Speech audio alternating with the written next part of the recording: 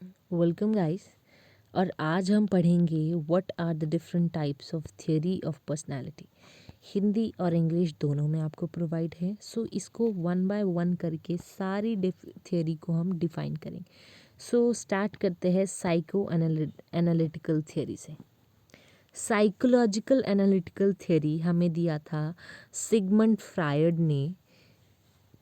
इन्होंने बेसिकली बताया कि ह्यूमन माइंड 3 टाइप से वर्क करता है: conscious mind, pre conscious mind, unconscious mind.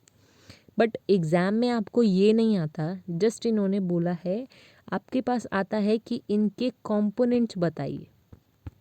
ठीक है, सो ये जस्ट नेट एग्ज़ाम के लिए था कि इन्होंने अपने थियरी में माइंड को कितने टाइप में या कितने भागों में विभक्त किया है।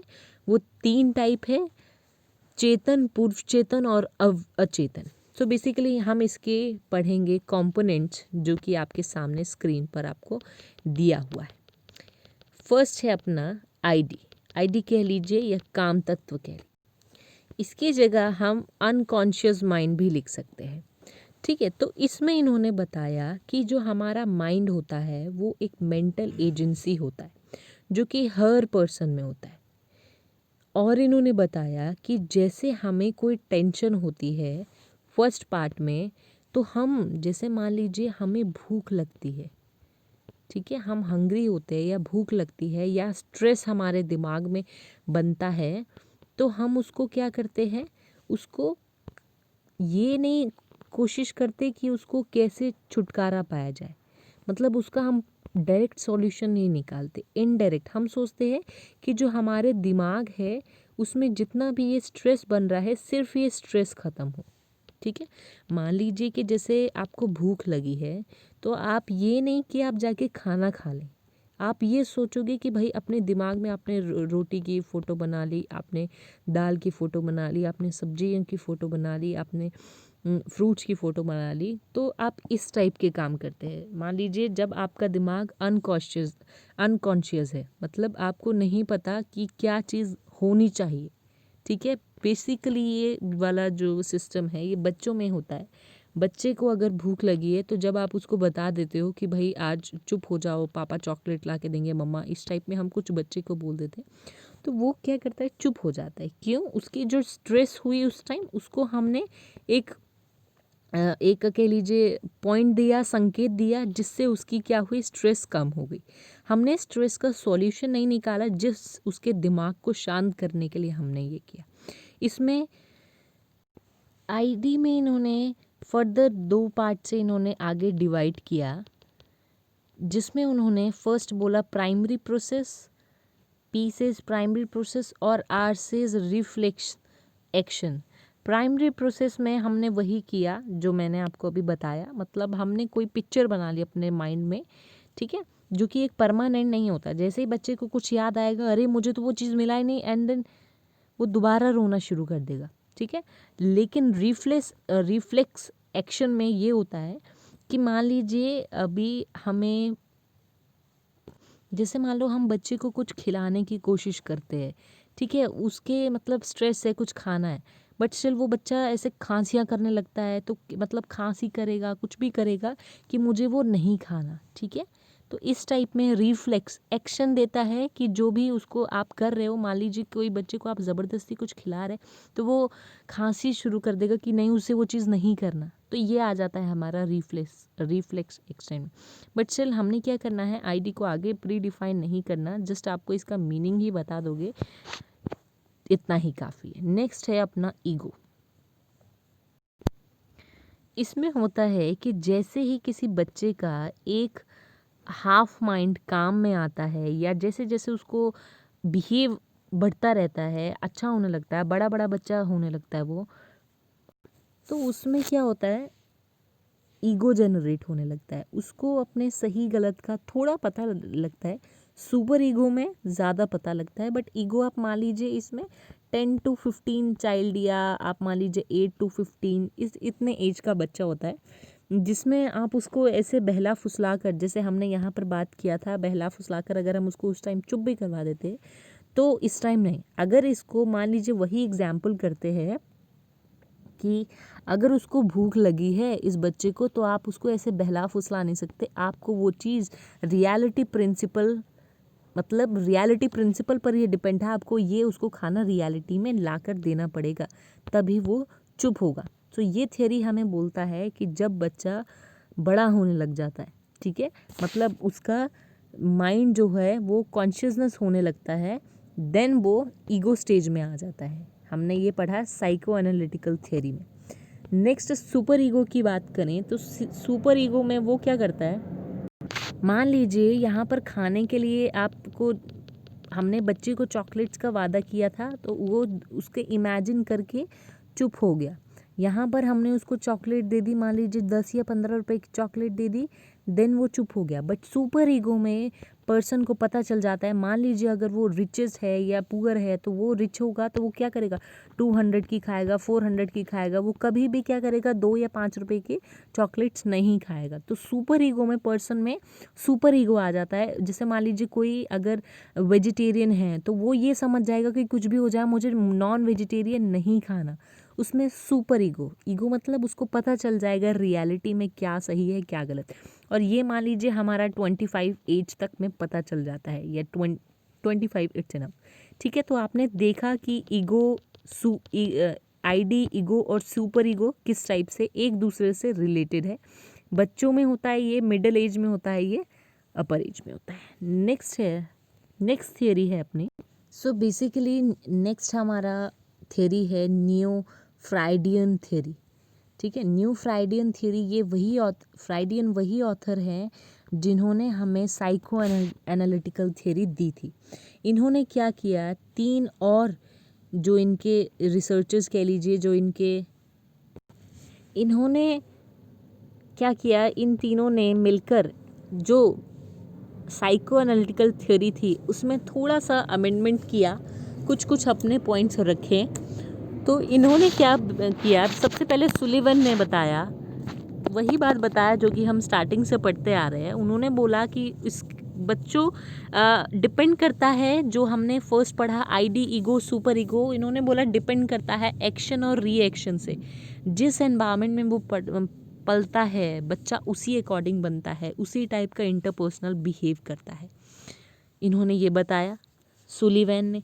नेक्स्ट एरिक्सन ने बताया कि व्यक्ति को टाइमली जब उसके अंदर एडजस्टमेंट हैबिट आती है, देन उसका पर्सनालिटी और निखर कर आता है। इन्होंने हमारे को बताया था सोशल और कल्चर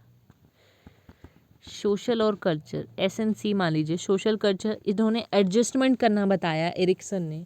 और हॉर्ने ने बताया कि यदि इंसान को भविष्य की, फ्यूचर की एंजाइटी हो, देन वो पर्सनालिटी ज़्यादा निखर के आती है। तो इन्होंने मेन रखा एंजाइटी को। सो बेसिकली यहाँ 3 ही ऑथर को आपने न्यू फ्राइडियन थ्योरी में ऐड करना है, सुलिवैन को, एरिक्सन को और हॉर्ने को, जिन्होंने अपने अपने पॉइंट ऑफ व्यू दिए। नेक्स्ट थियरी है ट्रेट्स थियरी हमारा अपने गुणों को लेकर चलता है कि किस पर्सन में कितने ट्रेट्स है, कितने गुण हैं, और ये गुण उसी को काउंट करता है जो किसी सिचुएशन के होने पे दिखाई देती है। सिंपल ट्रेट्स को ये लेकर नहीं चलता। सो बेसिकली इन्होंने 2 ऑथर ऑलपॉट और कैटिल कह लीजिए, कैटिल को मिलाकर इन्होंने 2 थियरी बनाई। तो फर्स्ट करते हैं ऑलपोर्ट ट्रेट्स थ्योरी। ऑलपोर्ट ने जो पीपल्स है उनको डिफरेंट ट्रेट्स में बांटा और उन्होंने बताया। एक उन्होंने बताया कॉमन इट्स नॉट थ्रेट्स, ये है TR थ्रेट्स, ठीक है, गुण। तो कॉमन थ्रेड्स उन्होंने बताया जो कि पीपल में कॉमन होता है, जो मेरे में, आप में, आपके सिस्टर में, मेरी मॉम में, सब में कॉमन है, ठीक है। जैसे डोमिनेंस क्या है, हर किसी में है, किसी में ज़्यादा है, किसी में कम है, कॉमन थ्रेड्स, ठीक है। नेक्स्ट है पर्सनल डिस्पोजिशन में उन्होंने बताया कि ऐसा कोई गुण, ऐसा कोई थ्रेड्स जो कि एक ग्रुप ऑफ पीपल में से किसी के इतने लोगों के पास है, ठीक है, इन लोगों के पास वो गुण नहीं है। इसके बाद उन्होंने 3 पार्ट में इसको डिफाइन किया, कार्डिनल, सेंट्रल और सेकेंडरी। कार्डिनल कार्डिनल डिस्पोजिशन बोला कि ऐसे लोग जिनके जो गुण हैं वो पूरी दुनिया में मशहूर है या वो बहुत बड़े लेवल पे एक मशहूर है। कार्डिनल जैसे गांधी जी, वो क्या थे, शांति और अहिंसा थे, तो ये पूरा विश्व जानता है, पूरा भारत जानता है।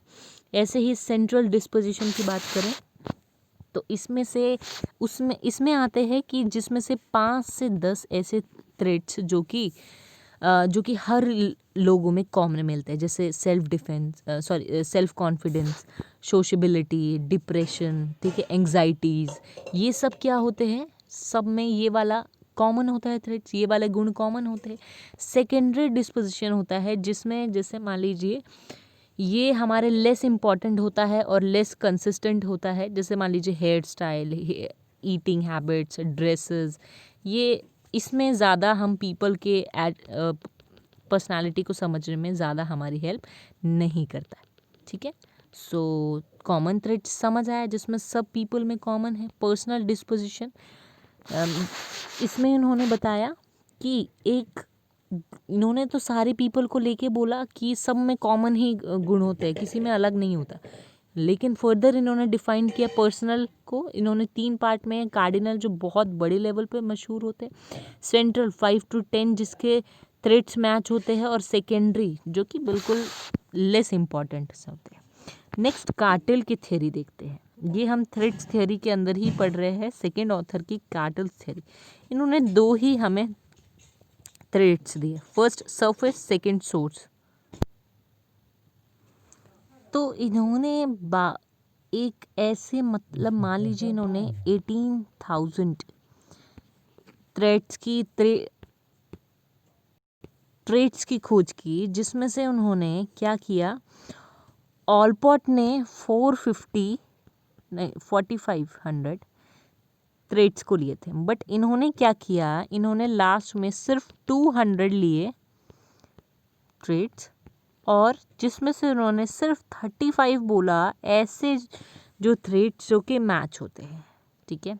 सरफेस ट्रेड्स हमें बताता है कि ऐसे गुण, ऐसे थ्रेड्स जो कि लोगों में आसानी से दिखता है, जैसे चीयरफुलनेस, ऑल्ट्रुइज्म, इंटीग्रिटी, ठीक है, ये सब क्या होता है, हर किसी में दिखता ही रहता है, या दिखता है कि मान लीजिए कोई किसी को कुछ मिला, वो उस टाइम चेयर नहीं है, अरे ये भी बहुत कम मिल गया, तो ये वाला गुण उसमें हमें दिख रहा है कि उसमें चेयरफुलनेस नहीं है, ठीक है। तो या चेयरफुल है, बहुत छोटी सी भी चीज़ को बहुत बड़ी चीज़ों में मतलब वो खुश हो जाता है इस लेवल में। सोर्स थ्रेड्स बोलता है, थोड़ा सा ये ध्यान से समझिएगा, इन्होंने नॉर्मल इंडिविजुअल्स लिए और अब नॉर्मल जो इंडिविजुअल्स होते हैं उन्होंने बोला कि इनमें जो 23 जो गुण होते हैं वो आपस में कॉमन होते हैं, जो नॉर्मल इंडिविजुअल है। इन्होंने अब नॉर्मल इंडिविजुअल्स में बताया कि इनमें 12 ऐसे गुण हैं, ऐसे ट्रेट्स हैं जो कि कॉमन होते हैं, ठीक है। और बेसिकली यदि इन दोनों की मेनली अगर पॉइंट टू पॉइंट बात करें ज़्यादा, क्योंकि थ्रेड्स थ्योरी आपको इतना डीप में नहीं आना, वो तो मैं आप लोगों को नेट के एग्जाम के लिए डीप में बता रही, बस इन्होंने सरफेस में ये बताया जो कि विजिबल है, जैसे ऐसे गुण जो आप देख सकते हो, और सोर्स में ऐसे गुण जो होते हैं वो नहीं दिखते, ठीक है। तो इसमें जस्ट आपने मेंशन करके आना है ऑलपोर्ट थ्रेड्स को और कैटल थ्रेड्स को, आगे आपकी चॉइस होती है आप उसको मेंशन करें या ना करें, ठीक है। नेक्स्ट थियरी है personality type theory. Personality type theory ने अपने पर्सनालिटी को ही डिफाइन किया कि पर्सनालिटी हर पर्सन की अलग अलग होती है, मतलब बहुत ही पुरानी विचारधारा कह लीजिए ये। इन्होंने बोला कि जो स्पेशल कैटेगरी के लोग होते हैं, मान लीजिए कोई रिच है या पुअर है, उनकी मेनली बहुत से जो हैबिट्स है, जो कि ट्रेट्स है, वो क्या होते हैं, सेम होते हैं, सिमिलर होते हैं, कुछ डिफरेंट नहीं होता। मान लीजिए कोई अगर इंट्रोवर्ट है तो उसके ग्रुप में भी मेनली ज़्यादा इंट्रोवर्ट ही होंगे, ठीक है, और जो एक्सट्रोवर्ट है उनके ग्रुप में ज़्यादा एक्सट्रोवर्ट होंगे। मतलब इन्होंने एक ग्रुप ऑफ पीपल की पर्सनालिटी से ही इंडिविजुअली को डिफाइन किया। और इन्होंने मेनली आगे देखिए आपको शेल्डन पर्सनालिटी थ्योरी दी, और इन्होंने कार्ल जुंग पर्सनालिटी थ्योरी दी।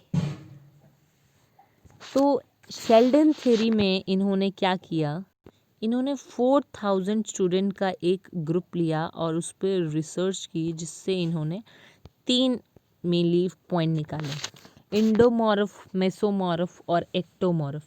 इंडोमॉर्फ में इन्होंने बताया कि जो लोग छोटे होते हैं, जिनकी हाइट छोटी होती है, उनका जो मतलब थोड़े से गोलू मोलू टाइप से होते हैं, वो क्या होते हैं, थोड़े जॉवियल होते हैं, सोशल होते हैं, ज़्यादा रेस्ट करते हैं, खाने पीनों की चीज़ों में ज़्यादा अट्रैक्ट हो जाते हैं। इंडोमॉर्फ में बताया। मेसोमॉर्फ में इन्होंने बताया कि इन लोगों का जो बॉडी होता है वो काफ़ी अट्रैक्टिव होता है, ठीक है। तो ये थोड़ा सा इनमें एग्रेसिवनेस भी पाई जाती है, गुस्से वाले भी होते हैं, ठीक है। और ये क्या करते हैं, ज़्यादा अपनी लाइफ को इंजॉय करते हैं और थोड़ा शो ऑफ भी इनमें ज़्यादा होता है। नेक्स्ट एंड लास्ट है हमारा एक्टोमॉर्फ। इन्होंने एक्टोमॉर्फ में वही बात बताई कि लोग दुबले पतले होते हैं। इनमें क्या होता है, इनका बेसिकली अकेले रहने का नेचर होता है, इंट्रोवर्ट नेचर के होते हैं और थोड़े शर्मीले टाइप में होते हैं, और कुछ नहीं है इसमें। नेक्स्ट है कार्ल जंग पर्सनालिटी थियरी। इन्होंने 2 टाइप से बात किया, एक्सट्रोवर्ट, इंट्रोवर्ट। एक्सट्रोवर्ट जो लोग थोड़ा सोशल एक्टिविटी करते हैं, पीपल से ज़्यादा मिलते हैं, हैप्पी रहते हैं, ऑप्टिमिस्टिक नेचर के होते हैं, रियलिज्म होते हैं, सोसाइटी के लिए अच्छा होते हैं, और ड्रिंकिंग ईटिंग इनकी ज़्यादा मेन हैबिट होती है। इंट्रोवर्ट पीपल सोशल एक्टिविटी में कोई ज़्यादा इंटरेक्ट नहीं होता, अकेले रहना पसंद करते हैं, ठीक है। और बिहेव इनका ज़्यादा नहीं होता, ज़्यादा लोगों से डिस्कशन नहीं करते। सोशल लर्निंग थ्योरी में ऑथर ने बोला, अल्बर्ट बंडूरा जी ने, कि उन्होंने बोला कि जो भी पर्सन होता है वो अपनी सोसाइटी से सीखता है और वैसा ही उसकी पर्सनालिटी बनती है, या वैसा ही वो बिहेव करता है। सर जैसे कि उन्होंने क्या किया, बच्चों को पिक्चर्स दिखाई, तो उन्होंने दिखाया कि पहले सीन में हीरो अटैक करता है दुश्मन पर और उसको क्या किया जाता है, पनिश किया जाता है। सेकंड में उन्होंने दिखाया कि हीरो अटैक करता है एंड देन उसको ट्रॉफी मिलती है, और थर्ड पार्ट में हीरो अटैक करता है और उसको कुछ भी नहीं मिलता, और बच्चों को सेम कैटेगरी में डाल दिया जाता है। तो बच्चे क्या करते हैं, जब पनिश मिलता है, हीरो जब उनको पता है जब मैं फर्स्ट पार्ट में जब वो अटैक करेंगे तो उनको पनिशमेंट मिलेगी, तो वो क्या करते हैं, वो फर्स्ट पार्ट में अटैक करते ही नहीं ताकि उनको पनिश ना मिले, सेकेंड पार्ट में अटैक करते ताकि उनको ट्रॉफी मिले, और थर्ड में वो कुछ भी नहीं करते क्योंकि कुछ मिलना ही नहीं। सो बेसिकली यहाँ ये दिखाया है कि जो भी बच्चा सोसाइटी में देखता है वो वैसे ही करता है। नेक्स्ट एंड लास्ट हमारा थ्योरी है need theory. No, 2 more theory are left. Okay, the first is need theory. Need theory के अंदर ऑथर ने बताया, जो कि इनके ऑथर थे हेनरी मुर्रे, इन्होंने बताया कि एक पर्सन जो उसकी अपनी नीड के अकॉर्डिंग ही किसी पर्टिकुलर सिचुएशन पे बिहेव करता है। नीड 2 टाइप की हो सकती है, एक प्राइमरी नीड, एक सेकेंडरी नीड। मान लीजिए कि अभी मेरे को एक चिप्स का पैकेट खाना था लेकिन वो कोई और खा गया, तो मुझे क्या होगा, गुस्सा आएगा, अरे मेरा चिप्स का पैकेट क्यों खा गया। सेकेंड टाइम एक चिप्स का पैकेट रखा है लेकिन मैं ऑलरेडी बहुत ज़्यादा चिप्स खा चुकी हूँ, बट वो कोई खा भी गया तो मुझे कोई फ़र्क नहीं पड़ेगा। तो ये होता है, ये दोनों सिचुएशन में मेरी बिहेव या मेरा पर्सनालिटी अलग अलग वे में होगा। तो प्राइमरी नीड्स के अंदर इन्होंने बोला कि इसमें हमारी बेसिक नेसेसरी चीज़ आ जाती है, जैसे खाना पानी, इन सब चीज़ों को ले लेते हैं। इससे अगर हमारे कोई कुछ ले भी ले तो हमें ज़्यादा कोई फ़र्क नहीं पड़ता। बट सेकेंडरी नीड्स में हमारी अचीवमेंट, हमारी रिकॉग्नाइजेशन, उसके बाद हमारा एफिलिएशंस, ऑटोनॉमी, ये सब आ जाता है। इन सब चीज़ों से जब हमें कुछ सेक्रीफाइस करना होता है तो इंसान का बिहेव एक सिचुएशन में बदल जाता है, और वो डिपेंड करता है person to person. Need theory में इतना ही। नेक्स्ट है सेल्फ कंसेप्ट थ्योरी, जो कि दिया था कार्ल रोजर्स ने। सेल्फ कंसेप्ट थ्योरी में बताया कि एक पर्सन अपने बारे में कैसा जानता है। मान लीजिए अगर मैं अपने लेवल पे मुझे ये लगेगा कि मेरे में सेल्फ कॉन्फिडेंस नहीं है, तो क्या होगा, सेकंड पर्सन भी ऑब्वियसली जब नहीं है तभी मैं ऐसा सोच रही हूँ, तो सेकंड पर्सन भी ऐसा ही थॉट रखेगा। और सेकंड टाइम, और हर कोई पर्सन अपने बारे में सेल्फ कंसेप्ट अपनी परसेप्शन के अकॉर्डिंग बनाता है, या दूसरे के बारे में जब कोई कंसेप्ट बना रहा है तो वो अपनी परसेप्शन के अनुसार ही बनाता है। तो इन ऑथर ने बोला कि जो भी हमारी सेल्फ कंसेप्ट है उसको हम वैल्यूएशन या रीवैल्यूएशन करके चेंज कर सकते हैं। सो बेसिकली ये था थ्योरी, कुछ नहीं था। लास्ट की 3-4 थ्योरी तो बहुत ईजी थी। मेनली फोकस आपने फर्स्ट 4 या 5 थ्योरी पे देना है, जिसमें थोड़े से बेसिक वर्ड्स आपको याद रखने पड़ेंगे। इन थियरी को डिफाइन करने के लिए। सो ये वीडियो बहुत ज़्यादा लंबी हो गई है आई थिंक, सो इसको आप पूरा देखिए तभी समझ आएगा। इस वीडियो में इतना ही। Thank you so much.